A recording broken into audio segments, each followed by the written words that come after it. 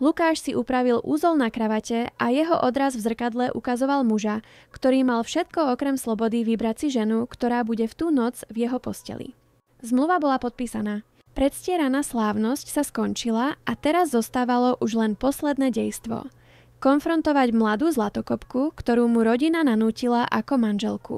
Schádzal po mramorovom schodisku vily so srdcom ako kus ľadu a v hlave si prehrával kruté slová, ktorými jej dá jasne najavo, že toto manželstvo je len fraška.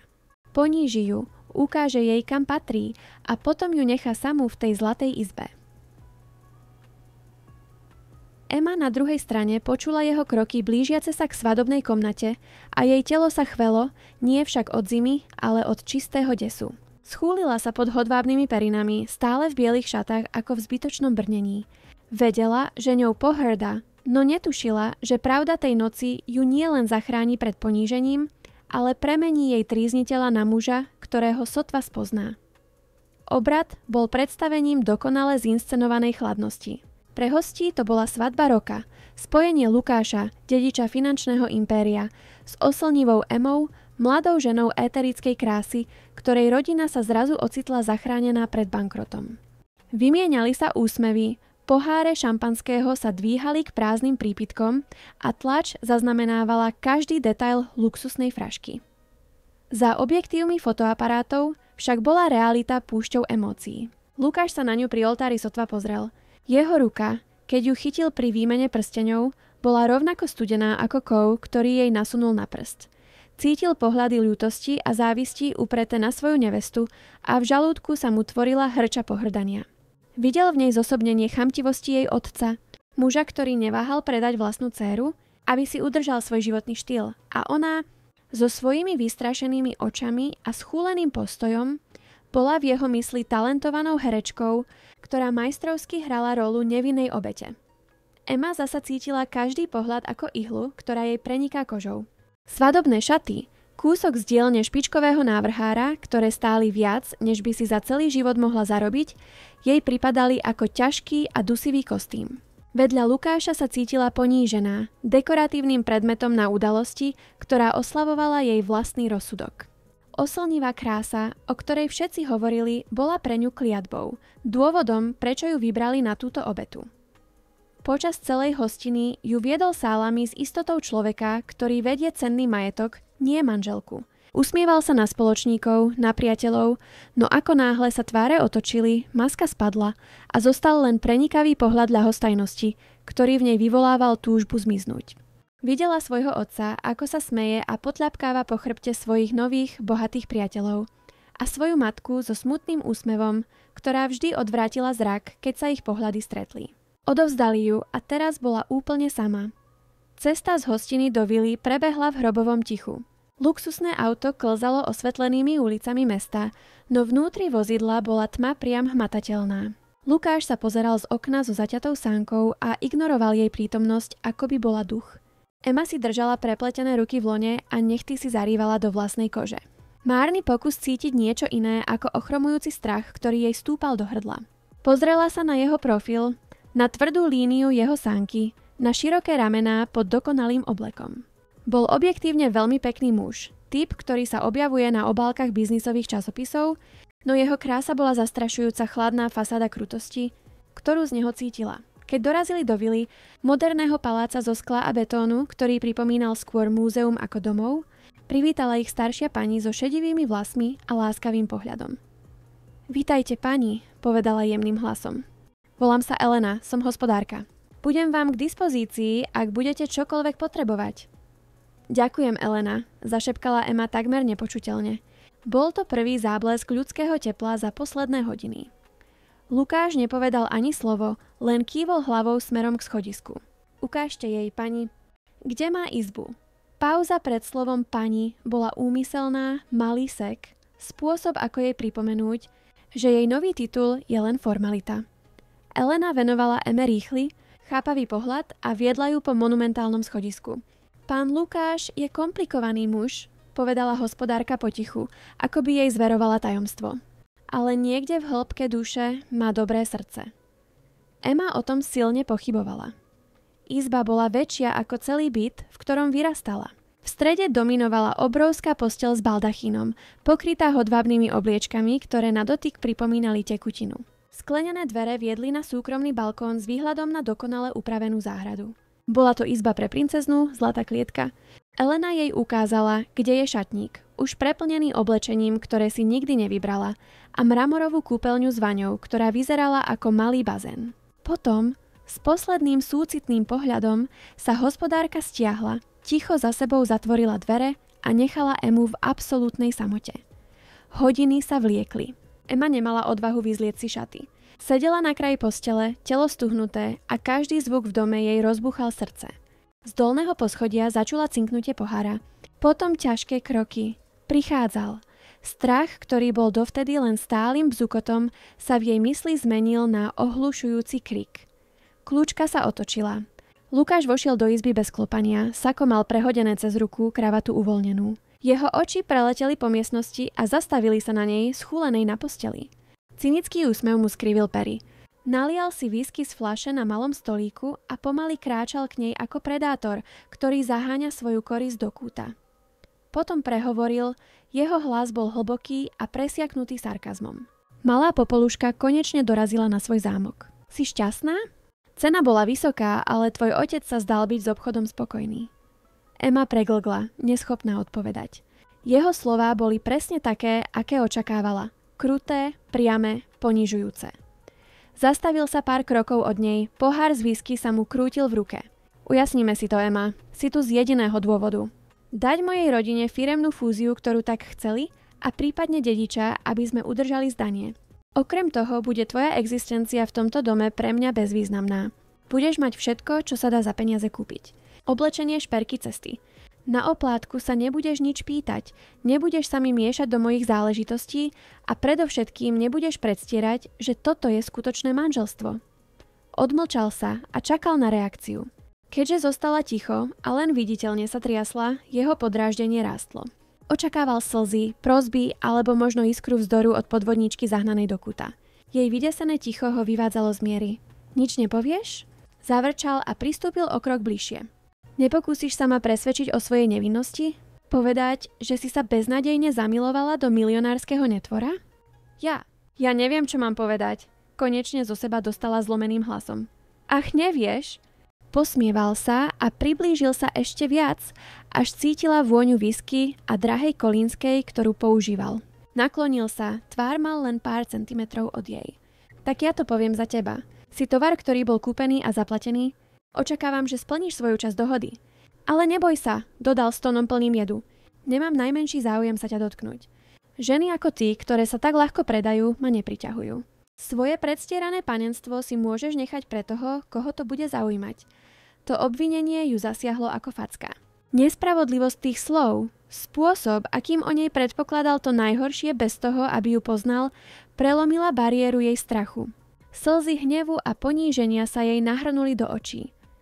Neviete o mne vôbec nič, zašepkala trazlavým, ale pevným hlasom. Viem všetko, čo potrebujem, odvetil s očividným pohrdaním. Viem, že tvoj otec bol až po uši v dlhoch a v mojom mene videl záchranu. A viem, že si túto úlohu ochotne prijala. Nemala som na výber. Vždy je na výber. Vybuchol a hnev, ktorý v sebe dusil, sa konečne dostal na povrch. Chytil ju za ramenom a sila jeho zovretia ju prinútila striasť sa. Mohla si povedať nie. Ale luxus bol lákavejší však. Jednoduchý život. Nie.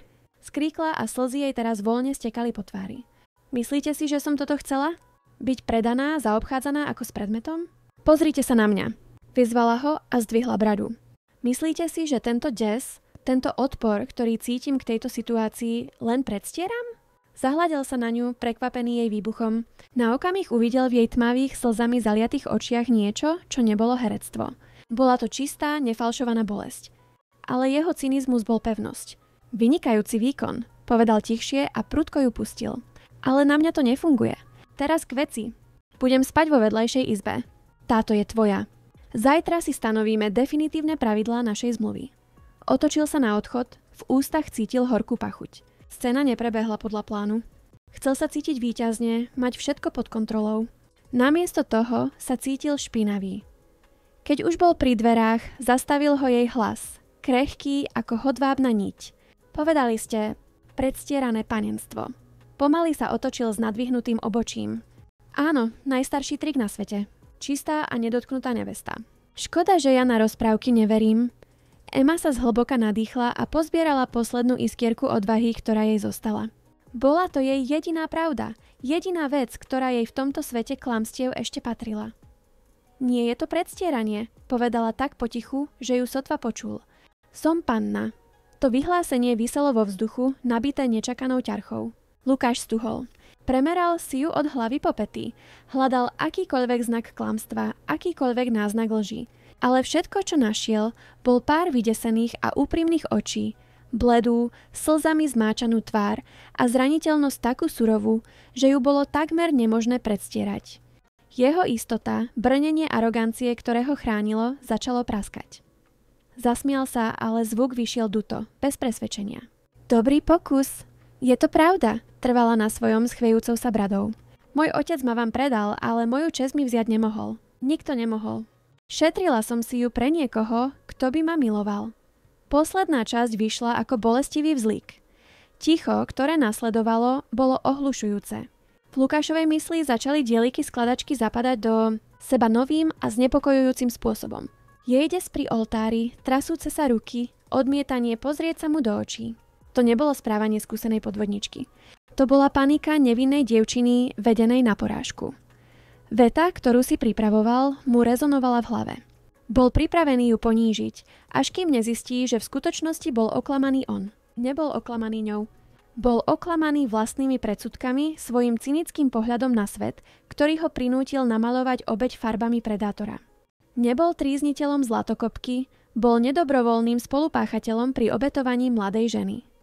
Pohľadanie, ktoré cítil, sa rozplynulo a nahradila ho vlna niečoho, čo nedokázal pomenovať. Bola to zmes šoku, viny a ohromujúceho zmätku. Pozrel sa na ňu, skutočne sa na ňu pozrel po prvýkrát a nevidel trofej, výhodný obchod, klamárku. Videl 22-ročné dievča, vydesené, osamelé, uväznené v pasci rovnako krutej ako tá jeho. Bez ďalšieho slova sa otočil a odišiel z izby. Zatvoril za sebou dvere s tichým cvaknutím, ktoré v tichu víly zaznelo ako hrom. Emma počula jeho kroky vzdialujúce sa po chodbe a po prvýkrát v tú noc vydýchla vzduch, o ktorom ani nevedela, že ho zadržiava. Jej telo sa zrútilo na hodvábne periny v krčovitom plači úľavy a zúfalstva. Na chodbe sa Lukáš oprel o stenu s hlavou v dlaniach. Plán ponížiť ju bol v troskách a namiesto jeho chladného hnevu sa začala formovať nepríjemná otázka. Ak bola ona obeťou, čím to robilo z neho? Nasledujúce ráno sa zrodilo v napätom tichu. Emma sotva spala, prenasledovaná emocionálnou horskou dráhou predošlej noci. Obraz šokovanej tváre Lukáša predtým, ako odišiel, mala vrity do pamäti. Nevedela, čo očakávať. Ďalšiu vlnu obvinení? Ešte chladnejšie pohŕdanie?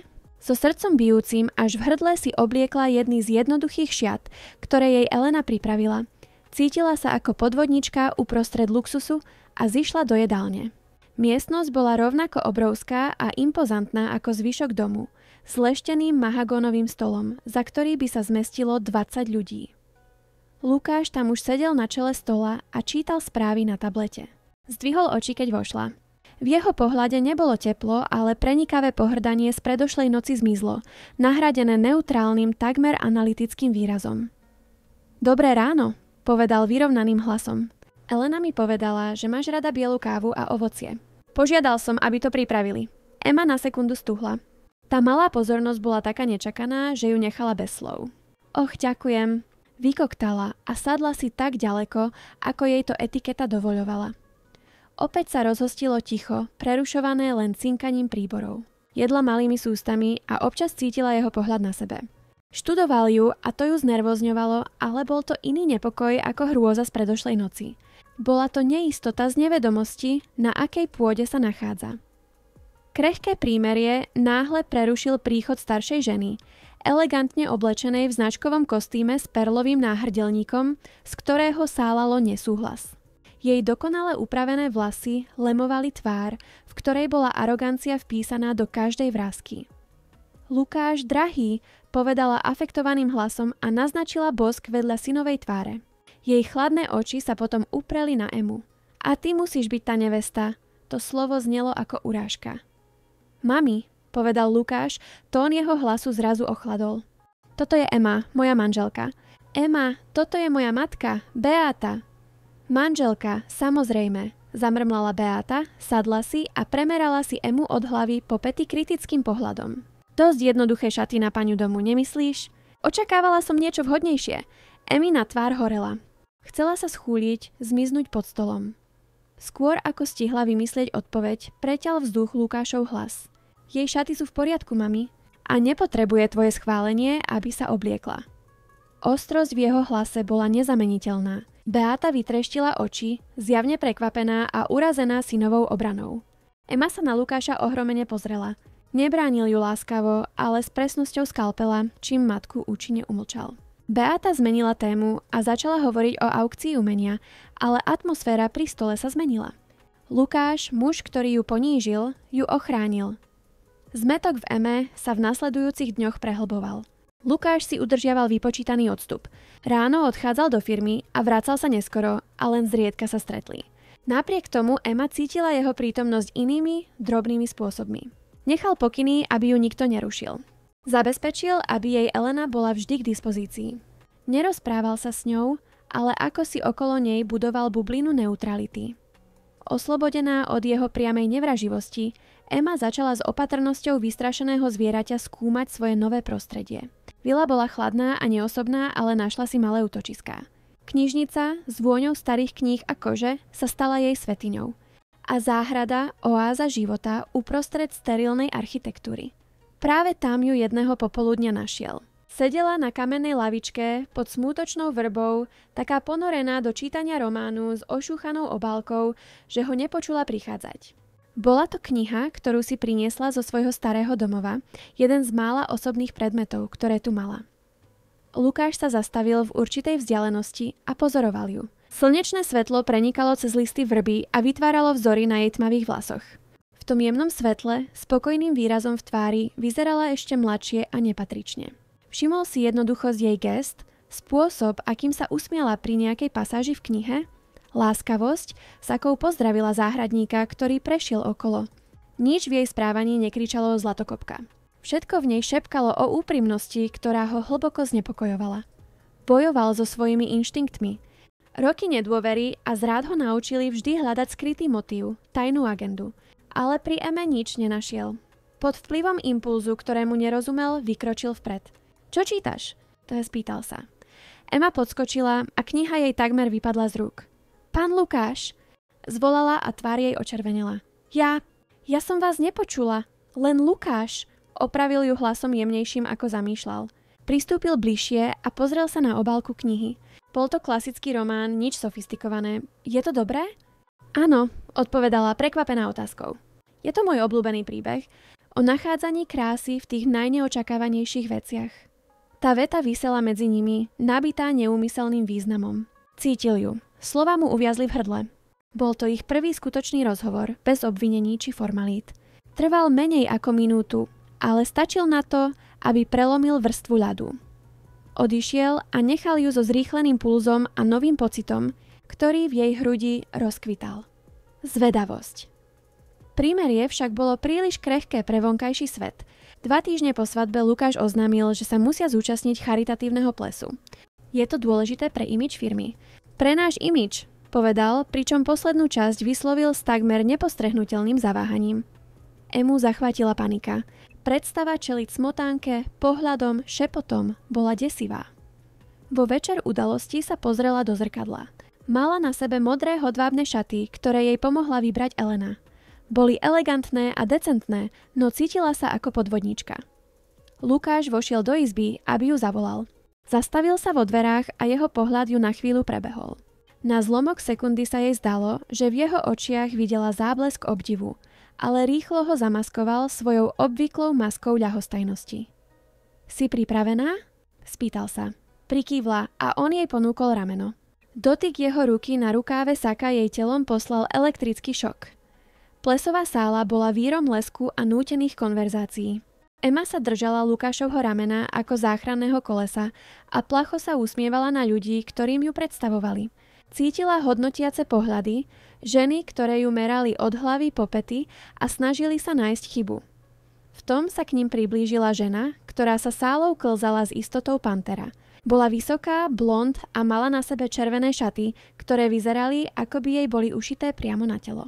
Jej úsmev bol žiarivý, ale oči mala tvrdé ako diamanty. Lukáš, môj drahý, myslela som, že si sa skryl pred svetom, povedala nebezpečne pradiacim hlasom. Emu úplne ignorovala. Simona, odpovedal Lukáš a jeho telo sa nepatrne naplo. Vždy potešenie. Simonine oči sa konečne upreli na Emu a preletel nimi záblesk pohrdania. A toto musí byť nová pani Vargová. Aký raketový vzostup. Je teda pravda, čo sa hovorí? Že si ho očarila tou svojou rozprávkovou nevinnosťou? Jet v jej hlase bol nezameniteľný. Emma cítila, ako jej krv odchádza z tváre. Ľudia okolo stíchli dychtiví po drame. Bolo to verejné poníženie, vypočítané tak, aby ju zničilo. Otvorila ústa, aby odpovedala, ale nevyšlo z nej ani slovo. Cítila, ako sa Lukášovo rameno pod jej rukou naplo. Simona, povedal. Jeho hlas bol tichý a smrťaci. Preťal vzduch ako čepel. Myslím, že si mýliš nevinnosť s noblesou. Niečím, čoho má Emma na rozdávanie a čo si ty zjavne niekde stratila. Simonín úsmev ochabol. Urážka bola taká priamá, taká brutálna, že ju nechala bez slov. Lukáš nečakal na odpoveď. Upokojujúco stisol Eme ruku a odviedol ju preč, nechávajúc Simonu uprostred sály s tvárou skrivenou do masky zúrivosti a poníženia. Poďme sa nadýchať čerstvého vzduchu, povedal Eme a viedol ju do ticha terasy s výhľadom na mesto. Dlho stáli v tichu, zvuk oslavy bol vzdialený. Emma sa triasla už nie od strachu, ale od ohromujúcej emócie, ktorú nedokázala identifikovať. Ďakujem, zašepkala a konečne prelomila ticho. Lukáš sa na ňu pozrel. Panoráma mesta sa odrážala v jeho očiach. Nemala právo s tebou takto hovoriť. Prečo si to urobil? Spýtala sa s úprimnou zvedavosťou v hlase. Nenávidíš ma. Otočil sa, aby jej čelil a nočný vánok mu rozvial prameň vlasov. Jeho výraz bol vážny, nečitateľný. Nenávidím ťa, Emma, povedal. A znelo to, ako by si to prvýkrát priznal sám sebe. Nenávidím situáciu, do ktorej sme sa dostali, ale si moja manželka. A nikto ťa nebude nerešpektovať, kým nosíš moje meno. Tú noc, na ceste domov, ticho v aute už nebolo nepriateľské ani trápne. Bolo to ticho nabité možnosťami, nevyslovenými otázkami a novým krehkým spojením, ktoré sa zrodilo v ohni útoku nepriateľa. Keď dorazili do vily, odprevadil ju k dverám jej izby. Na okamih sa ich pohľady stretli a podržali a medzi nimi prebehla elektrická iskra čistého napätia. Zdalo sa, že chce povedať niečo viac, ale len prikývol a odišiel do svojej izby. Emma vošla dnu a oprela sa o dvere, srdce jej búšilo ako o závod. Ten ľadový muž, jej zmluvný trízniteľ, sa stal jej ochrancom. A táto pravda bola akosi desivejšia a nekonečne nebezpečnejšia ako všetko jeho pohrdanie. Dni po charitatívnom plese boli poznačené novou a zvláštnou harmóniou. Ľadová stena medzi Lukášom a Emou úplne nezmizla, ale bola plná trhlín, cez ktoré unikali krátke pohľady, slová, ktoré presahovali obyčajnú formalitu a ticho, ktoré namiesto trápnosti teraz nieslo váhu očakávania. Lukáš začal chodiť z firmy skôr. Nehľadal ju priamo, ale jeho cesty po dome sa s jej cestami zhodovali s podozrivou frekvenciou. Našiel ju v knižnici, ako číta pri okne a namiesto toho, aby prešiel okolo, sa na chvíľu zastavil a spýtal sa na príbeh.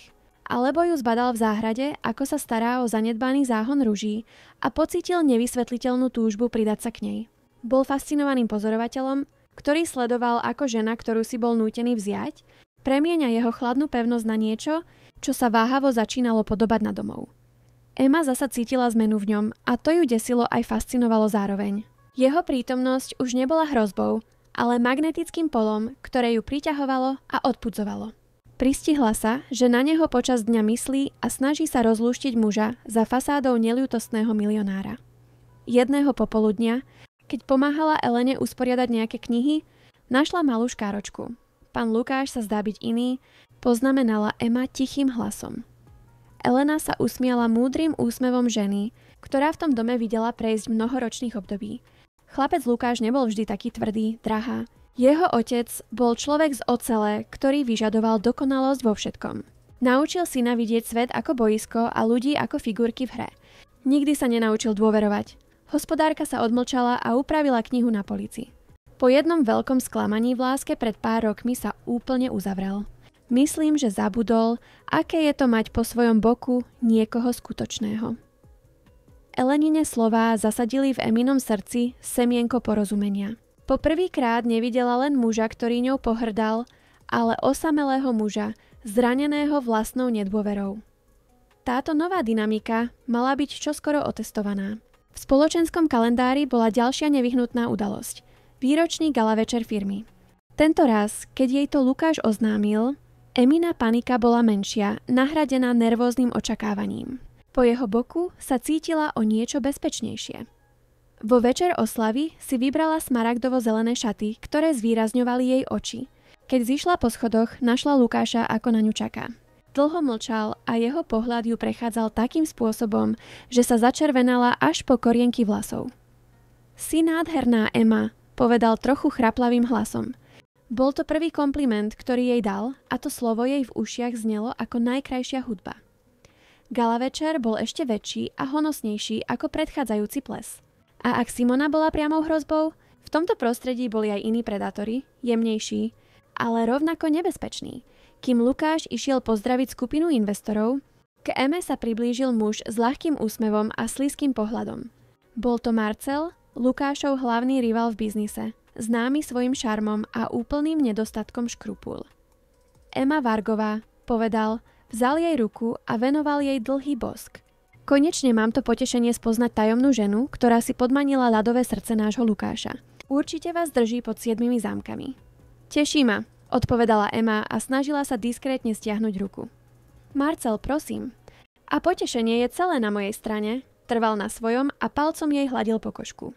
Lukáš si vás nezaslúži, viete? Muž, ktorý myslí len na čísla. Krása ako vaša by mala byť obdivovaná, oslavovaná, nie zamknutá v slonovinovej veži. Na druhej strane sály Lukáš pozoroval scénu. Jeho zovretie na pohári šampanského bolo také silné, že bolo zázrakom, že sa kryštál neroztrieštil. Vlna primitívnej, horúcej a majetníckej zlosti mu prebehla po chrbte. Bola to taká vnútorná emócia, že ho prekvapila. Nebolo to podráždenie z toho, že rival obťažuje jeho majetok. Bola to žiarlivosť, čistá, iracionálna a ohromujúca. Videl Emino nepohodlie, spôsob, akým sa snažila od Marcela vzdialiť a samoľúbý úsmev na tvári svojho rivala. To bola posledná kvapka, 3 dlhými krokmi prešiel sálu. Marcel, povedal Lukáš nebezpečne pokojným hlasom. Nepozrel sa na rivala. Oči mal upreté na Emu. Gestom, ktoré bolo zároveň ochranné aj majetnícke, položil ruku na spodok jej chrbta a pritiahol ju k sebe.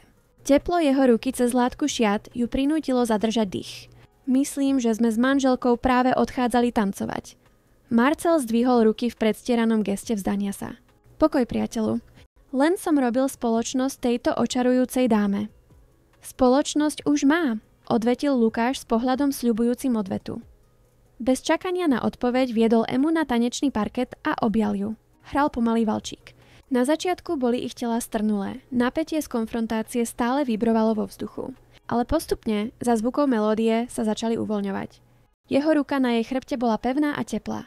Druhou držal jej ruku s jemnosťou, ktorá bola v rozpore s jeho zúrivosťou spred chvíle. Emma si položila hlavu na jeho rameno a vdychovala jeho vôňu, zmes drevitých tónov s niečím, čo bolo jedinečne jeho.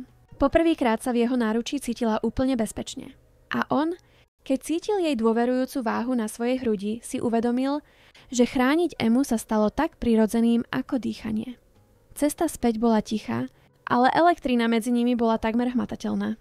Keď však dorazili do vily, čaro noci sa rozplynulo. V obývačke ich čakala Beáta s tvárou ako maska ľadovej zúrivosti. Nemôžem uveriť scéne, o ktorej mi rozprávali, zasičala a vstala. Ty, Lukáš, verejne ohrozuješ Marcela kvôli nej. Robí z teba blázna bábku. Táto dievčina a jej rodina karieristov ťa oslepuje. To s mami, vybuchol Lukáš a jeho hlas sa ozýval vstupnou halou. Nedovolím ti takto hovoriť o mojej manželke. O tvojej manželke? Zasmiala sa Beáta krutým smiechom. Ona je zmluva, obchod, ktorý stojí našu rodinu dôstojnosť. Nevidíš, že ťa manipuluje tou svojou falošnou sladkosťou? Každé slovo bolo pre Emu ranou. Slzy, ktoré zadržiavala počas konfrontácie s Marcelom, sa teraz hrozili vyliať. Neschopná vydržať viac, zamrmlala s dovolením a vybehla po schodoch hore. hľadajúc útočisko v samote svojej izby alebo skôr na balkóne, kde chladný nočný vzduch možno utlmí bolesť. Lukáš ju sledoval, ako uteká so srdcom zovretým hnevom a vinou. Otočil sa k matke.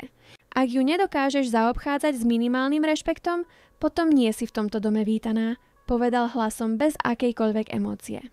A nechávajúc šokovanú a bez slova stojacu Beatu za sebou, vyšiel po schodoch, nie do svojej izby, ale do jej.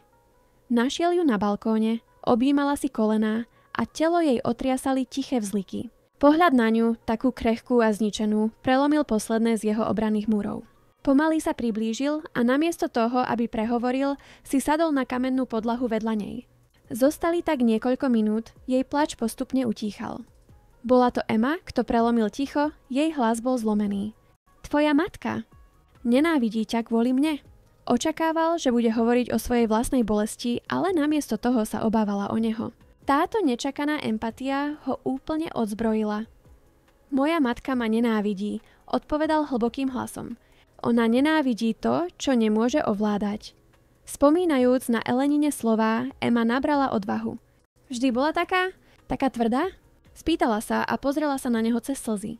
Aj keď si bol dieťa, otázka ho prekvapila. Nikto sa ho nikdy nepýtal na jeho detstvo. Pozrel sa do tmavej záhrady a spomienky vyplávali na povrch. Môj otec ma naučil, že city sú slabosťou, priznal sa hlasom, ktorý bol len o niečo viac ako šepot. A moja matka ma naučila, že status je všetko. Láska, náklonnosť, boli to meny na výmenu, nie dary, odmlčal sa. Tento dom bol vždy plný ľudí, ale vždy to bolo osamelé miesto.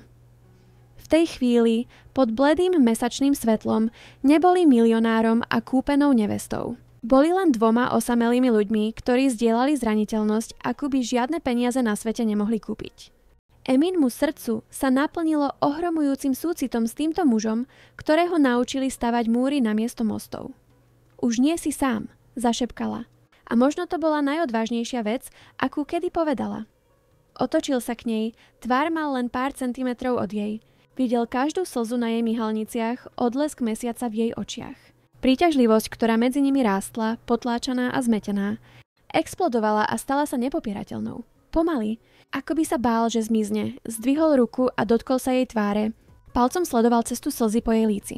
Emma, zamrmlal jej meno ako modlitbu. A potom ju poboskal. Bosk začal nežne, ako žiadosť o povolenie, ako skúmanie vôd. Odpovedala rovnakou jemnosťou, ich pery sa stretli v tanci objavovania. Ale neha rýchlo ustúpila niečomu hlbšiemu, hladnejšiemu. Bosk sa prehlbil, nabitý všetkou potlačenou emóciou, osamelosťou, hnevom, zmätkom, žiarlivosťou a ohromujúcou túžbou, ktorú sa obaja snažili poprieť. Bol to bosk, ktorý povedal všetko, čo slova nedokázali. Keď sa konečne oddelili, dýchčali, srdcia im bili v súzvuku. Hľadeli si do očí, svet okolo nich zmizol. Hranica bola prekročená. Semienko vášne, zasadené v noci odhalenia, konečne vyklíčilo a nebolo cesty späť. Ráno po bosku na balkóne sa zrodilo inak. Slnko, ktoré prenikalo oknom Eminej izby, sa zdalo teplejšie, vzduch menej ťažký. Poprvýkrát od svojho príchodu do tejto vily sa nezobudila s hrčou strachu v žalúdku, ale so živou spomienkou na Lukášove pery na svojich. Ten bosk zrúcal posledné múry medzi nimi a nahradil krehké prímerie intímnym a desivým spojením. Keď zišla na raňajky, on už bol pri stole, ale namiesto toho, aby sedel na vzdialenom čele, obsadil stoličku vedľa jej. Gesto bolo malé, ale jeho význam bol obrovský. Zdvihol oči od novín a takmer nepostrehnutelný, ale úprimný úsmev sa dotkol jeho pier. V tej chvíli nepotrebovali slová. Tichá dohoda bola spečatená. Od toho dňa sa dynamika v dome zmenila. Pre oči Beaty alebo akéhokoľvek občasného návštevníka sa nič nezmenilo, manželstvo zostávalo formalitou. Ale v súkromných priestoroch, ďaleko od pohľadov sveta, kvitla tajná romanca. Noci sa stali ich útočiskom. Po večeri sa stretávali v knižnici, kde Lukáš, na Emine prekvapenie, odhalil hlboké znalosti poézie. Čítal jej hlbokým hlasom, oživoval verše lásky a túžby, zatiaľ čo ona ho fascinovane počúvala, očarená kultivovaným a citlivým mužom, ktorý sa skrýval pod brnením podnikateľa. Iné noci to bola ona, kto ho učil vidieť svet inak. Rozprávala mu o hviezdach z balkóna. Príbehy, ktoré jej rozprávala stará mama, plné jednoduchosti a mágie. Vášeň, ktorá sa zrodila s tým prvým boskom, sa prehlbila a stala sa silným prúdom. Dvere oddelujúce ich izby sa otvorili a osamelé noci sa skončili. Lukáš, ktorý vždy videl intimitu ako transakciu alebo slabosť, objavil v Eme oddanosť a nehu, ktorá ho uzdravovala. Miloval ju s úctou, ktorá ho prekvapovala, odhaľoval jej telo s rovnakou jemnosťou, s akou ona odhaľovala jeho dušu. Ema, ktorá sa toho okamihu obávala viac ako čohokoľvek iného, našla v jeho náručí nie brutalitu, ktorú očakávala, ale bezpečie a potešenie, ktoré ju nechalo rozkvitnúť. Beznádejne sa zamilovala do zraniteľného muža, ktorého dovolil vidieť len jej, muža, ktorý jej v tme šepkal svoje strachy a držal jej ruku, ako by bola jedinou kotvou v jeho svete. Pre zvyšok domu bola jediným náznakom zmeny Lukášova nálada. Viac sa usmieval. Ostrosť v jeho hlase ustúpila trpezlivosti, ktorú Elena, hospodárka, pozorovala s tichou spokojnosťou. Videla, ako jeho oči hľadajú Emu, keď príde domov, a lesk, ktorý sa objavil, keď ju našiel. Videla, ako sa Eme vracia farba do tváre, jej predtým schúlený postoj sa narovnal, smiech bol častejší. Láska ich oboch uzdravovala. Jedného rána, asi 2 mesiace po tej noci na balkóne, im život pripravil najsladšie prekvapenie. Ema sa cítila nevoľne, mala mierne závraty a únavu, ktorá neprechádzala. Elena so svojou praktickou múdrosťou bola prvá, kto tušil. S tajomným pohľadom a jemným úsmevom navrhla Eme, aby si urobila test. Výsledok. 2 ružové čiarky, ktoré zmenia všetko. Emin počiatočný panický záchvat bol ohromujúci. Dieťa. Syn narodený zo zmluvy. Jej myseľ sa točila s dôsledkami. Čo ak si Lukáš bude myslieť, že je to podvod, pasca, ako ho navždy spútať? Stará neistota, strach, že bude videná ako zlatokopka, sa vrátila v plnej sile. Tú noc na neho čakala v izbe. Malý test skrytý v ruke, srdce jej búšilo ako o závod. Keď Lukáš vošiel, okamžite si všimol jej úzkosť. Ema, čo sa stalo? Spýtal sa a na čele sa mu objavila vráska znepokojenia. Sadol si na posteľ vedľa nej a vzal jej druhú ruku. Si bledá. Hovor so mnou. Tráslavým hlasom, neschopná pozrieť sa mu do očí, otvorila dlaň a ukázala mu test. Ja neviem ako Lukáš. Prisahám, že som to neplánovala. Mlčal a hľadel na malý plastový predmet v jej dlani. Ticho trvalo minútu, ktorá sa Eme zdala ako večnosť. Zavrela oči a pripravovala sa na výbuch, na obvinenie, na návrat ľadového muža, ktorý ňou pohrdal v prvú noc. Ale to, čo nasledovalo, nebol hnev. Bol to výdych vzduchu, keď uvoľnil dých, nasledovaný tichým zvukom, zmesou smiechu a úžasu. Neplánovala? Povedal hlasom zlomeným emóciou, ktorú nedokázala identifikovať. Vzal jej tvár do dlaní a prinútil ju, aby sa na neho pozrela. Jeho oči žiarili. Ema, pozri sa na mňa. Toto je najlepšia správa, akú som kedy v živote dostal. Ale tá zmluva, náš príbeh, vykoktala zmetene. Kašľať na zmluvu, povedal a jeho hlas stúpal v krešendo čistej radosti. Toto mení všetko. Toto robí všetko skutočným. My sme skutoční, Ema. Budeme mať dieťa. A potom ju objal, zdvihol ju zo zeme v pevnom objatí a točil sa s ňou po izbe. Smial sa ako chlapec. Pre Lukáša bola táto správa konečným zjavením. Dedič už nebol zmluvnou klauzulou, ktorú treba splniť. Bol to zhmotnenie jeho lásky k Eme, pečať toho, že šťastie, ktoré našiel, nebola ilúzia. Bol to začiatok rodiny. Jeho rodiny. Zatiaľ, čo šťastie kvitlo vo vile Vargovcov, vonku sa zhromažďovali tiene. Správa o Eminom tehotenstve sa rozšírila smotánkou ako požiar, živená pozornými ušami zamestnancov a klebetami, ktoré sa šírili na večeriach a udalostiach. Pre Simonu bola táto správa ako dýka do jej pýchy. Bola nahradená, ponížená a teraz zabudnutá. Dievčatko z vidieka jej nielen ukradlo miesto, ale chystalo sa dať Lukášovi jedinú vec, ktorú mu ona nikdy nemohla dať – dediča. Zúrivosť ustúpila chladnej túžbe po pomste. Marcel zasa videl situáciu z obchodného hľadiska. Lukášov nový stav šťastia z neho robil sústredenejšieho a nepredvídateľnejšieho rivala. Navyše, predstava, že Lukáš, jeho úhlavný nepriateľ, nachádza domáce šťastie, bola osobnou urážkou. Vzájomné pohrdanie, ktoré k sebe cítili, bolo jediné, čo ho poháňalo. Bola to Simona, kto urobil prvý krok. Dohodla si stretnutie s Marcelom v diskrétnom a elegantnom bare, mieste, kde sa v tieni uzatvárali dohody všetkého druhu. Náš spoločný priateľ sa zdá, že žije v rozprávke, povedala a krútila pohárom červeného vína v ruke. Hneď ako sa Marcel posadil. Domáce šťastie mu nikdy nepristalo. Je to odporné, odpovedal Marcel a kývol na čašníka. A nebezpečné, dodala Simona s pohľadom upretým na neho. Šťastný Lukáš je samoľúbý Lukáš, ale zradený Lukáš, ponížený Lukáš. To je ten muž, ktorého poznáme, neľútostný, deštruktívny a zraniteľný. Marcel sa usmial, pochopil, kam mierí. A čo máš na mysli, drahá Simona? Škandál? Niečo oveľa lepšie, povedala a naklonila sa dopredu. Jej hlas bol konšpiračným šepotom.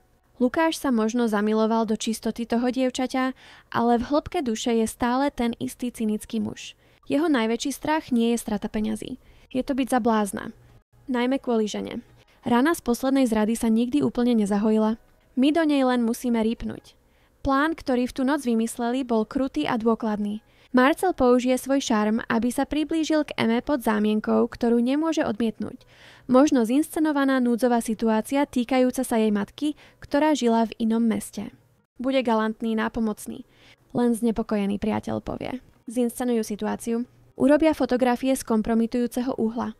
Objatie, ktoré bude vyzerať ako bosk. Rozhovor, ktorý bude pôsobiť ako intímne zverenie. Zatiaľ, čo Marcel pripravoval vizuálnu pascu, Simona sa postarala o psychologickú časť. Použije svoje kontakty, aby prekopala finančný život Eminho otca pred svadbou a vyrobí dôkazy, že on a jeho dcéra všetko od začiatku plánovali. Falošné e-maily, upravené bankové výpisy. Všetko na vytvorenie príbehu, že panenstvo, romanca a dokonca aj tehotenstvo boli súčasťou majstrovského podvodu na prevzatie kontroly nad impériom Vargovcov. Nikdy ti neuverí, povedal Marcel na chvíľu skepticky. Simona sa usmiala úsmevom, ktorý nedosiahol jej oči. Uverí, pretože mu to poviem ja. Zradená bývalá milenka, ktorá mu chce len otvoriť oči. Poznám jeho slabosti. Poznám gombíky, ktoré musím stlačiť. Keď skončím, už nebude vidieť sveticu, ktorú miluje. Uvidí tú najhoršiu klamárku. Pripili si. Prípitok na skazu, zradu a temné potešenie zničenia cudzieho šťastia. Na druhej strane mesta, v tichu svojej izby, Ema opierala hlavu o Lukášovu hruď, obaja mali ruky na jej ešte plochom bruchu a snívali o menách pre dieťa. Úplne netušili o sieti zla, ktorá sa okolo nich tkala, niť po niti, pripravená ich uväzniť a roztrhať na kusy. Týždne po odhalení tehotenstva boli najšťastnejšie v živote Emy a Lukáša. Vila, predtým mauzoleum samoty, sa naplnila novou energiou. Trávili hodiny diskusiou o budúcnosti, vyberali farby do detskej izby a snívali s otvorenými očami o malom živote, ktorý v nej rástol. Lukáš sa k nej správal s takou oddanosťou, že sa cítila ako najmilovanejšia žena na svete. Každý deň prichádzal domov s malým darčekom, ovocím, na ktoré mala chuť, knihou od autora, ktorého spomenula. Gestá, ktoré dokazovali, že každé jej slovo bolo vypočuté, každé želanie dôležité. Bariéra zmluvy sa úplne rozplynula a na jej mieste bola hlboká láska a skutočné partnerstvo. Boli napriek všetkým prekážkam rodina. A práve toto žiarivé šťastie, tento novonadobudnutý pokoj, robil búrku, ktorá sa formovala na obzore, ešte ničivejšou. Pasca bola nastražená s diabolskou presnosťou v utorok popoludní, keď bol Lukáš na dôležitom stretnutí. Emin osobný telefon zazvonil. Bolo to neznáme číslo. Váhavo ho zdvihla. Ema Vargová? Ozval sa z druhej strany jemný mužský hlas. Bol to Marcel. Ospravedlňujem sa, že volám takto. Viem, že sa dobre nepoznáme, ale záležitosť je naliehavá a citlivá. Marcel, čo sa stalo? Spýtala sa a srdce sa jej začalo zrýchľovať. Pozrite, mám kontakt v nemocnici v meste, kde býva vaša matka. Začal tónom plným falošnej naliehavosti a súcitu. Zdá sa, že mala pád, je hospitalizovaná. Snažil som sa dovolať vášmu otcovi, ale nepodarilo sa mi to. Nechcel som zbytočne znepokojovať Lukáša uprostred stretnutia, tak som si myslel, že bude najlepšie hovoriť priamo s vami. Emin svet sa naklonil. Jej matka sama v nemocnici. Panika zatenila všetko ostatné. O môj Bože, je v poriadku? Čo sa stalo? Detaily sú zatiaľ nejasné, klamal Marcel. Ale počúvajte, nestracajte hlavu. Som v kaviarni nedaleko vášho domu. Stretnime sa o 15 minút. Mám číslo na službu konajúceho lekára a môžem použiť svoje kontakty, aby som vám okamžite zohnal lietadlo, ktoré vás tam odvezie. Prosím, príďte. Nemusíte tým prechádzať sama.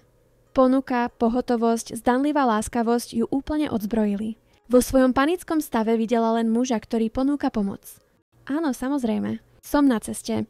A prosím, zatiaľ nič nehovorte Lukášovi. Nechcem, aby odchádzal z dôležitého stretnutia kvôli falošnému poplachu.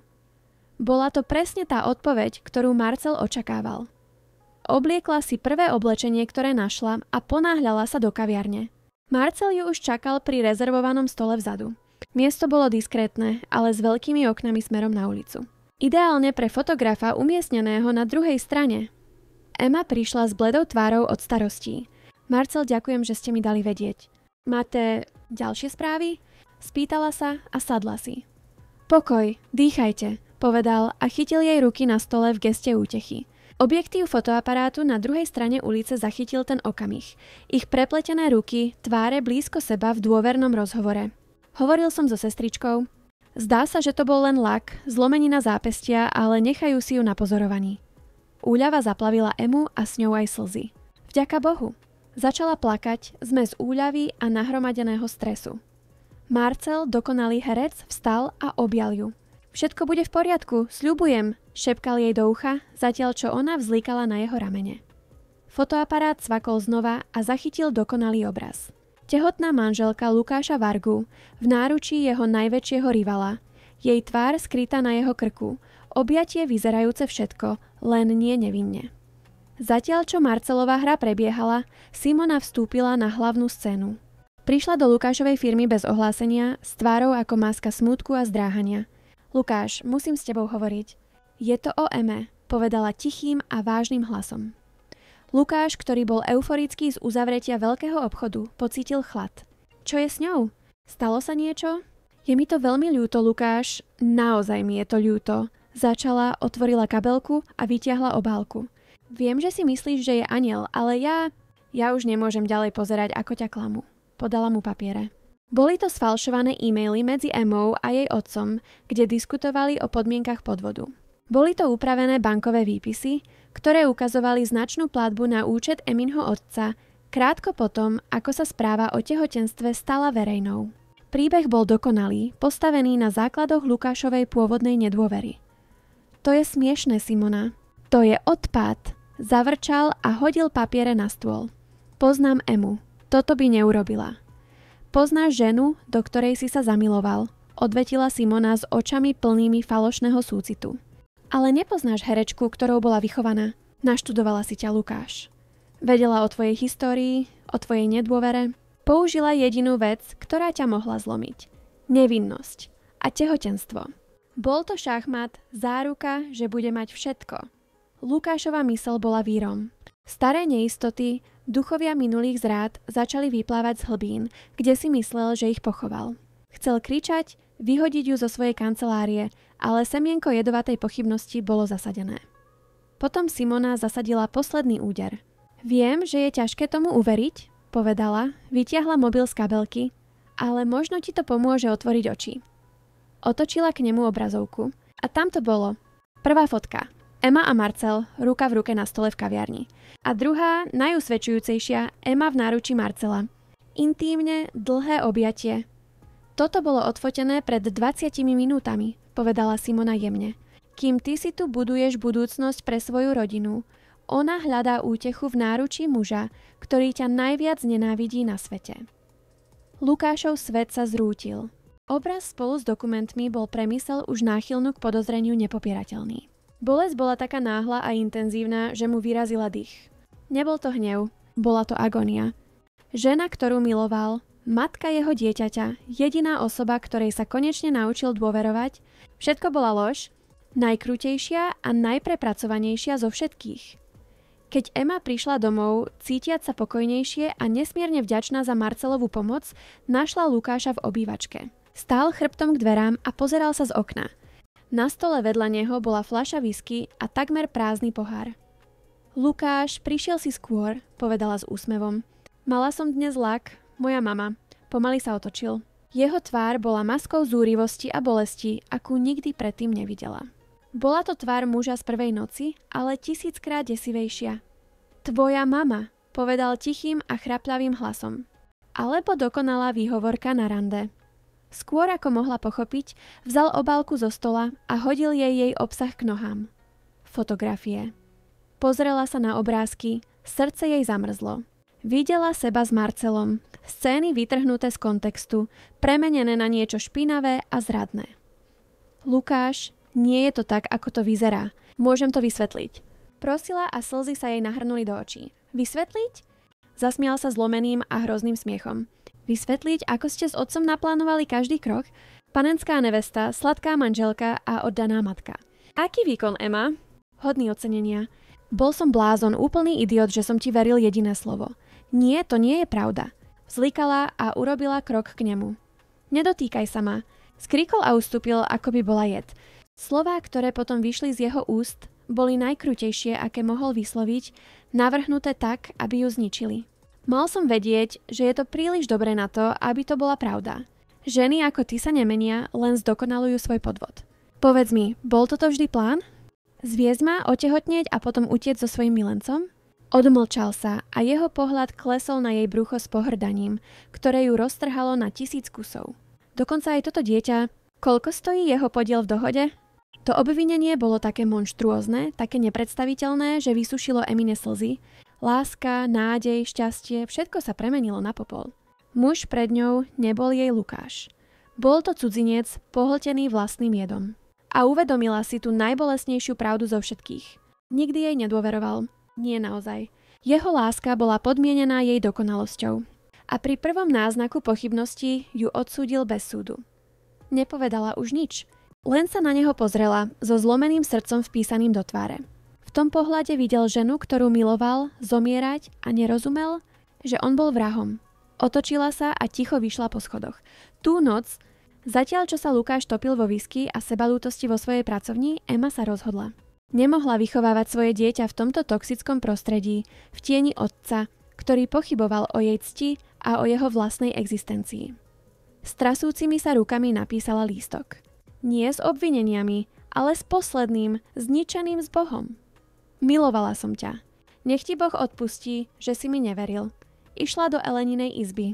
Hospodárka, ktorá počula krík a videla Lukášov stav, pochopila všetko bez jediného slova. S očami plnými slz pomohla mladej žene zbaliť malú tašku, dala jej všetky peniaze, ktoré mala ušetrené a zavolala vzdialeného bratranca, dôveryhodného taxikára, aby ju uprostred noci odviezol preč. Na autobusovú stanicu. Nasledujúce ráno slnečné svetlo preniklo do tichej vily. Lukáš sa zobudil vo svojom kresle, s pulzujúcou hlavou a srdcom ako čierna diera. Vyšiel hore do jej izby, možno aby kričal viac, možno aby sa ospravedlnil, nevedel. Ale izba bola prázdna, posteľ dokonale ustlaná a na vankúši lístok a snubný prsteň. Jej neprítomnosť bola hlasnejším kríkom ako akékoľvek slovo. Odišla. A on, slepý od bolesti a pýchy, bol poprvýkrát skutočne a nenapraviteľne sám. Absencia Emmy premenila vilu na luxusný hrob. Ticho, predtým prerušované jej smiechom alebo jemnou hudbou, ktorú rada počúvala, bolo teraz ťaživou váhou. Lukáš sa potuloval po miestnostiach ako duch. Každý predmet bol spúšťačom spomienok na šťastie, ktoré sám zničil. Detská izba s stenami natretými jemným odtieňom žltej, ktorý spolu vybrali, bola mučiarňou. Vstúpil tam a udusila ho zdrvujúca prázdnota. Obraz zlomenej tváre Emmy ho prenasledoval v každej myšlienke. V prvých dňoch stále bojoval hnev a zranená pýcha o nadvládu, šepkajúc mu do mysle, že on bol obeťou. Ale v samote dlhých nocí začala pravda nahlodávať jeho obranu. Bolesť, ktorú cítil, nebola bolesťou zradeného muža, ale muža, ktorý urobil hroznú a nenapraviteľnú chybu. Jeho spojenci však neboli ochotní nechať ho utopiť sa vo vlastnom sebazničení. Gabriel, jeho najlepší priateľ a pravá ruka, bol prvý, kto zasiahol. Keď našiel Lukáša vo svojej pracovni, obklopeného prázdnymi fľašami a s prázdnym pohľadom, vypočul si príbeh o zrade. Ako racionálny človek, ktorý nebol ovplyvnený emocionálnym vírom, sa Gabrielovi zdal Simonin príbeh príliš dokonalý, Marcelovo zjavenie príliš pohodlné. To nedáva zmysel, Lukáš, povedal pevne. Emma, ktorú som videl, ako sa po tvojom boku mení, by to neurobila. Bol si zmanipulovaný. Poháňaný lojalitou k priateľovi, Gabriel začal vyšetrovať na vlastnú päsť, využívajúc svoje zdroje na sledovanie stopy peňazí a lží. Zatiaľ čo Gabriel hľadal dôkazy, Elena zasadila emocionálny úder. Našla Lukáša stáť vo dverách Eminej izby s jej pokrčeným lístkom v ruke. Hospodárka, ktorá ho videla vyrastať, sa priblížila, nie so súcitom, ale so spravodlivým a potlačeným hnevom. Hľadáte ju v tejto izbe, pane? Spýtala sa ostro. Žena, ktorú ste obvinili a ponížili, tu už nie je. Vyhodili ste ju. Zradila ma Elena, zamrmlal chráplavým hlasom. Nie, odvetila Elena s očami žiariacimi rozhorčením. Milovala vás. Videla som ju deň čo deň, ako sa stará o tento dom. O vás. Videla som, ako sa strach v jej očiach mení na obdiv a obdiv na lásku. Rozkvitla tu a vy na chvíľu ste kvitli s ňou. Ale pri prvej búrke ste ju hodili vlkom, aby ste si ochránili svoju pýchu. Nezomleli ste srdce zlatokopky, pán Lukáš. Rozdrvili ste dušu jedinej osoby, ktorá vás v tomto dome skutočne milovala. Elenine slová boli ako dýky do Lukášovho srdca. Ozývali sa v nich pochybnosti, ktoré sa snažil potlačiť, pravda, ktorej sa nechcel postaviť. Rana z milosti prišla o 2 dní neskôr. Gabriel vošiel do jeho kancelárie a hodil na stôl spis. Vnútri bolo všetko. Bankové záznamy ukazujúce veľký prevod od Simony fotografovi. Priznanie samotného fotografa, ktorý priznal, že bol zaplatený za to, aby urobil fotky vytrhnuté z kontextu, a najusvedčujúcejší dôkaz, nahrávka telefonického rozhovoru medzi Marcelom a Simonou, kde sa chválili úspechom svojho plánu a vysmievali sa Lukášovej naivite. Holá a surová pravda dopadla na Lukáša s váhou lavíny. Nebol zradený emou. Bol zlákaný vlastným cynizmom, svojou chronickou neschopnosťou dôverovať. Nereagoval hnevom na Simonu alebo Marcela. Všetká jeho energia sa obrátila dovnútra k takej ohromujúcej vine, že mu vyrazila dých. Spomenul si na každé kruté slovo, ktoré jej povedal, na obvinenie týkajúce sa ich dieťaťa, na pohŕdanie v jeho pohľade. Nielen, že ju nemiloval, on ju zničil. V tej chvíli mocný milionár zomrel a na jeho mieste zostal len zlomený muž, pohltený výčitkami svedomia. Jeho jedinou misiou, jediným dôvodom existencie sa stalo nájsť ju. Mobilizoval všetky svoje zdroje, ale Emma zmizla. Elena, lojálna k mladej žene, ktorú chránila, odmietala poskytnúť akékoľvek informácie. Ale Lukáš, zúfalý, prosil hospodárku, nie ako zamestnávateľ, ale ako kajúcny muž. Keď videla úprimnosť jeho ľútosti, Elenino srdce zmeklo. Nevedela presne, kde Emma je, ale dala mu meno malého, pokojného mestečka, kam ju vodič odviezol. Miesto zvané Tichá dolina. Lukáš neposlal svojich bodyguardov. Išiel sám. Šoféroval hodiny, nechával za sebou mesto mrakodrapov a intríg a vchádzal do Slovenska zelených hôr a čistého vzduchu. Tichá dolina bola opakom jeho sveta. Útulné mestečko s centrálnym námestím, starým kostolom a ľuďmi, ktorí sa na ulici zdravili. A práve tam, sediac na lavičke na námestí, s popoludňajším slnkom osvetľujúcim jej vlasy a rukami položenými na výraznom brúšku, ju našiel. Vyzerala pokojne, ale v jej očiach bol trvalý tieň smútku. Srdce sa mu zastavilo. Priblížil sa pomaly, bál sa, že utečie ako vystrašená srna. Keď ho uvidela, jej tvár zachvátila panika. Vstala, pripravená utiecť. Emma, prosím, prosil zlomeným hlasom. No i čakaj, len ma vypočuj. Zastavila sa, telo napäté, pripravená brániť sa ďalšej bolesti. Ale muž, ktorý sa blížil, nebol monštrum, ktoré ju vyhnalo. Bol to tieň samého seba, s červenými očami a tvárou poznačenou úzkosťou. A potom, na šok jej a niekoľkých obyvateľov, ktorí prechádzali námestím, veľký Lukáš Varga padol pred ňou na kolená. Odpusť mi. Zlíkal a slzy, ktoré si nikdy nedovolil plakať, teraz voľne stekali a umývali kamennú dlažbu námestia. Emma, odpusť mi. Som slepý, arogantný a hlúpy idiot. Viem všetko. Opasci o klamstvách, ale nič z toho nie je ospravedlnením za to, čo som ti urobil. Za to, čo som ti povedal. Zlomil som ti srdce a pritom som zlomil aj to svoje. Milujem ťa, Emma. Milujem ťa viac ako čokoľvek v živote. A ak mi dáš ešte jednu šancu, prisahám, že strávim každý zvyšný deň svojho života dokazovaním, že som hodný teba a nášho dieťaťa. Emma sa na neho pozerala, jej vlastné slzy jej stekali po tvári. Bolesť tam stále bola, hlboká rana, ale vidieť tohto pyšného a nezlomného muža na kolenách, úplne zničeného, sa dotklo struny v jej duši.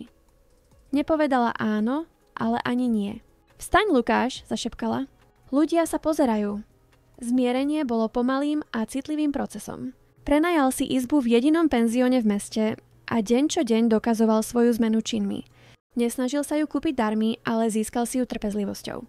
Sprevádzal ju na lekárske prehliadky. Sedel vedľa nej v tichu na námestí. Viac počúval, ako hovoril.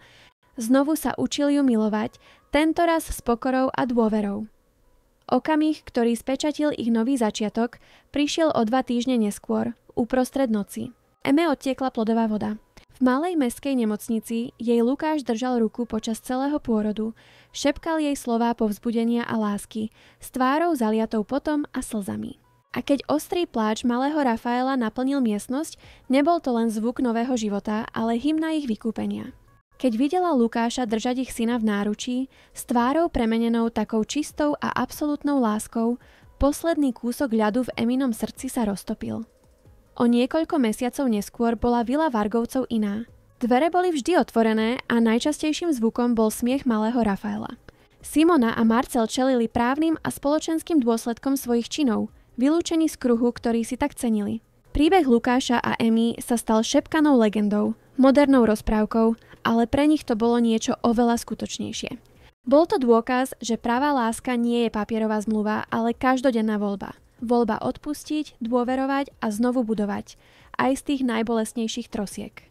Spojení boli rodinou ukovanou nie v luxuse alebo pohodlí, ale v ohni nedôvery, a ktorá sa znovu zrodila silnejšia, čistejšia a nakoniec nerozbitná.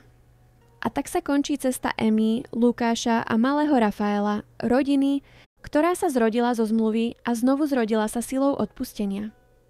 Aká cesta to bola pre Lukáša a Emu, dôkaz, že aj tie najviac opevnené srdcia sa môžu zlomiť, urobiť obrovskú chybu, ale tiež sa naučiť odpúšťať. Videli sme lásku zrodenú zo zmluvy, takmer zničenú nedôverou a znovu zrodenú silou vykúpenia. A teraz nám povedzte, ktorý bol váš obľúbený moment? Odhalenie, ktoré všetko zmenilo počas svadobnej noci? Obrana, ktorá ho premenila z trízniteľa na ochrancu? Alebo vykúpenie na kolenách na námestí, ktoré dokázalo, že láska si vyžaduje pokoru? Napíšte nám do komentárov. Ak vás tento príbeh o láske, ktorá povstala z popola, dojal, zdieľajte ho. Srdečne vás zdravíme a tešíme sa na vás na budúce, kedy budeme naďalej dokazovať, že najsilnejšia láska nie je tá, ktorá nikdy neurobí chybu, ale tá, ktorá vždy nájde cestu k odpusteniu.